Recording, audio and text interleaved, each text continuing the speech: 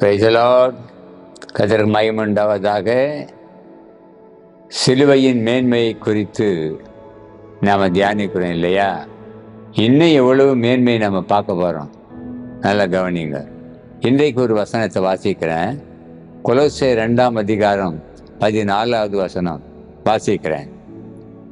நமக்கு எதிரடையாகவும் நமக்கு விரோதமாகவும் இருந்த கையெழுத்தை குலைத்து அதை நடுவில் இராதபடிக்கு எடுத்து சிலுவையின் மேல் ஆணி அடித்து என்று எழுதப்பட்டிருக்கிறது. சிலுவையின் மேன்மை என்ன தெரியுமா? இன்றைக்கு கர்த்தருடைய வார்த்தை சொல்லுகிறது, நமக்கு எதிரடையாக நமக்கு விரோதமாக எழும்பின கையெழுத்தை ஆண்டவர் குலைத்து போட்டாராம், எடுத்து போட்டார். எப்படி?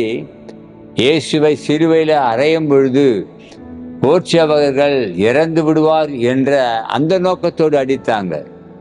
ஒவ்வொரு அடியும் அடிக்கும் பொழுது ஒரு அடி அடிக்கிறாங்களா, துரைத்தனங்கள் உரிந்தப்படுகிறது. ஒரு அடி அடிக்கிறாங்களா, எதிர்ப்புகள் முறியடிக்கப்படுகிறது.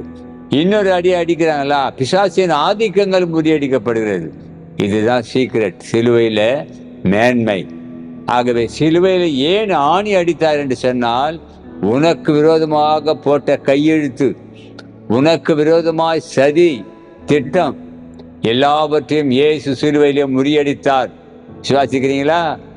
நிச்சயமாய் அப்படி செய்து முடிச்சிட்டார். God bless you. கர்த்தர் உங்களை ஆசீர்வதிப்பார்.